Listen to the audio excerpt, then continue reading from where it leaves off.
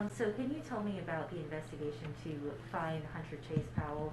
I know it started around 4 o'clock yesterday, so kind of catch me up to what happened this morning.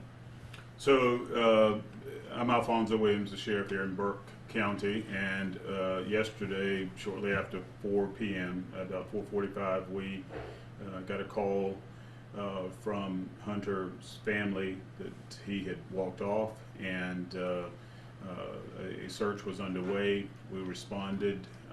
Our patrol commanders were on scene. They immediately started a perimeter and started conducting a search, conducting interviews, finding out where he was last, and our investigation revealed that he had gotten off the school bus and gotten home. He had gotten into a little trouble with his dad for something that had happened in the house, and Dad sent him outside to sit on the porch so that they could talk about it. And within a matter of 5 minutes or so, Hunter walked off, and we started the search. Nightfall came. We had to deploy all of our resources. The Burke County Sheriff's Office, our Criminal Investigations Division, the Georgia State Patrol was here with its helicopter. The Department of Natural Resources was here. We had many community volunteers, horsemen, ATV riders, old red kennels brought out their bloodhounds. We had our K9 units out.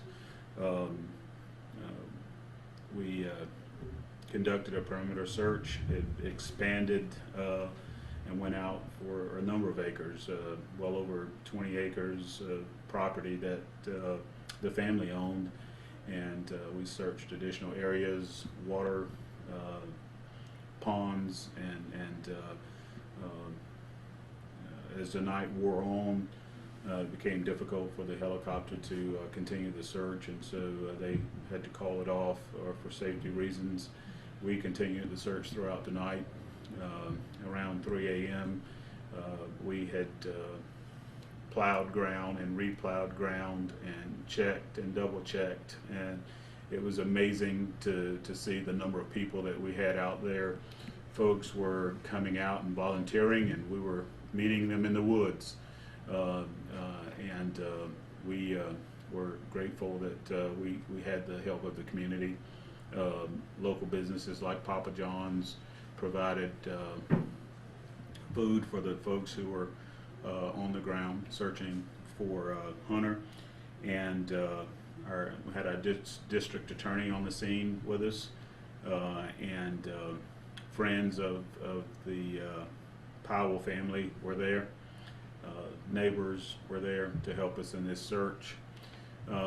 We reconvened this morning at 8 o'clock to come up with a game plan to get additional volunteers, and we had the sheriff of Jenkins County send some cowboys over to get on horseback and to help us search. We had many other volunteers on standby that had called throughout the night to help us search for Hunter, and we, while meeting to figure out what we would say to the media and how we would address the public, we got a call that that Hunter had been located. His dad had presented him to a deputy who was still in the area, and based on our investigation, it appears as though he was upset. He got frightened when he saw the lights and sirens and police cars, and just hunkered down in an area underneath a tree, and that's where he was all night and in the early morning hours. The Burke County Emergency Management Agency responded to check him out. They took him to the hospital to make sure he was okay. His temperature was low, but he appeared to be in fairly good condition considering the elements. And we're just eternally grateful for our deputies. As you know, last night we had our annual Christmas toy drive, and you have to go from taking care of the public and serving them and giving them toys to a rescue recovery type mission, and that's tough. But our guys did it. We had some folks who worked 15, 20 hours, but they were determined to stay until Hunter was found, and that's remarkable. We have a remarkable team that's dedicated to serving mankind and the people of Burke County, and that's I can't top that. That you said it all. I can't top any of that. Captain Norman, I did want to ask you though. Yes, ma'am. This was obviously a multi-agency investigation. Absolutely. But you had such an outpouring of support from the community. Is that something that you guys typically see here? Here, since we've been in Burke County, absolutely. Anytime there's something of a large scale that takes place here, everyone is always willing to help. Sometimes it's overwhelming, and so the sheriff has directed us to ensure that we are prepared to accept all of these volunteers next time an unfortunate situation should arise. So we're in the process now of developing a database so that we will be able to say, hey, this particular organization or this individual has these particular resources and they live in this general area. It would drastically reduce the response times for resources that we may be looking for from the state, other organizations, other law enforcement agencies, surrounding counties, things of that nature. And it's nothing more than the citizens of Burke County committing to what we always say, we're Burke County strong. And this is something that we preach, we practice it, and the citizens do the same thing. They practice and they preach that as well. But it is overwhelming that we had to actually put in additional dispatchers in place last night to take just the calls itself for those that were volunteering. We're monitoring the social media sites constantly, and I know there's some that may feel some kind of way that we didn't get a chance to respond to your message individually. It did not go unnoticed. It was just hard to respond to everybody because of the overwhelming numbers. We were taking those lists last night, so we will be in the future, and hopefully in the very near future as the holiday proceeds itself, we will be reaching out to those individuals and determining what resources that they do have so that we are aware of that just in case something like that happens again. And another question, this is for either one of you. This was, I would say, a fairly quick turnaround. He went missing yesterday. This morning, you already found him. Talk to me a little bit about the sense of urgency, especially with the colder weather that we had last night and going into this morning with very cold temperatures and rainy weather. Talk to me a little bit about the sense of urgency in finding him. The sense of urgency was certainly there. As a former missing persons investigator, I can tell you that when a child goes missing, every second counts. And our folks went into action right away. I mean, they used the Code Red system, the reverse 911 system. Our communications director was just exemplary in pulling up maps and making things happen on the ground. Just all of our folks performed admirably, but we were afraid that it was very cold.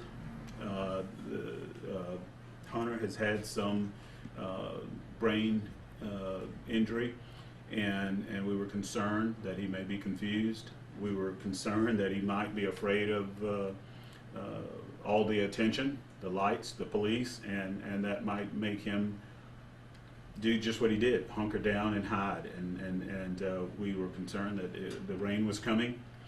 We knew that the helicopter would not be able to stay as long as we needed them to because of the icy conditions and the inclement weather posed a problem.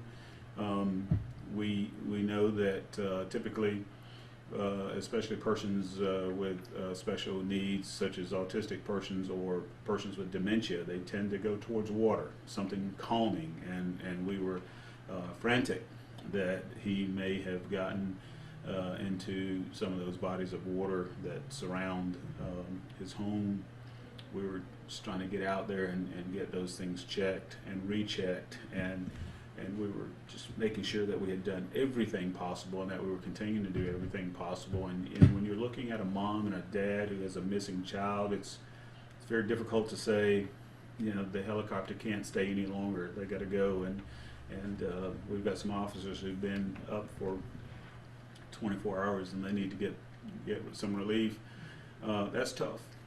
That's tough to do, but we had folks who stayed around the clock and worked and worked into this morning. And I'm just thankful to God and for all the persons who prayed for us. We had a chaplain on scene as well who prayed over this investigation and prayed for a safe return, and God obviously heard our cry and delivered Hunter to his family. As Sheriff Williams said, just in addition to that, he identified that patrol commanders, communication directors, things like that were on scene with our disasters, and whether it's a disaster or large-scale recovery or something of this magnitude. The Sheriff's Office, we simply deploy our resources as needed. We transition from being in-house to being in the confinements of our offices and things like that, and we are boots on the ground out in the field to ensure that things are working. I mean, we're working from the front of patrol vehicles, looking at maps and things of that nature. Technology that Burke County citizens we have here for the citizens of Burke County. Utilizing those things in the field, whether it's our utility vehicles, deputies are coming in with their privately owned four-wheelers and things of that nature. The drone that we have that we purchased here in Burke County, we're utilizing these tools and things of that nature to find lost children, to find adults that may have wandered off that have medical conditions. Not one time last night did we hear a deputy say, "Oh, I've got to go home, or I've got these other obligations," and things of that nature. It was almost to the point where the sheriff said, "Look, guys, you've got to go home. We've got to reconvene in the morning," and things of that nature. You had the guys that were coming in the later shifts; they were already requesting to come in earlier than their normal shifts. This is the family environment that we have here at the sheriff's office, and so when we go out into the public, we try to express that and show that, and really show that we're here to serve the citizens of Burke County. We love our community. We enjoy working in this community here, and it was the hallways of the sheriff's office were lined with personnel this morning, and we were all filled with joy just to know and to hear one of the deputies in the area, actually on scene still at the house this morning, hear the deputy come across the radio and say, "Hey, Hunter is home. Hunter has made it back." We're all calling and we're frantic, wanting to know the condition, wanting to know what is he saying, how is he dressed, what is we want to know as if he was a family member of ours. And so I heard one of the captains say, "Send me a picture." We really want to confirm it and know that this young man has made it home safely. And the sheriff said we had a number of things that we were doing on yesterday. One event didn't know what the other event had going on, and that speaks volumes about the sheriff himself, those that he has in place in leadership, and the men and women that he has working here at the sheriff's office. Our community partners are great. Not one time did they say, "Hey, here's your bill," or "Here's this, that, and the other." They say, "Hey, what do you need?" We've got privately owned vehicles that we can deliver some of these items to. Even them staying beyond their normal hours of operating at their businesses, keeping employees there at their businesses to extend their hours. We can't say thank you enough to the general public. I know the sheriff has said it, but thank you to our media partners. You all were great as far as getting information out as soon as we sent it out.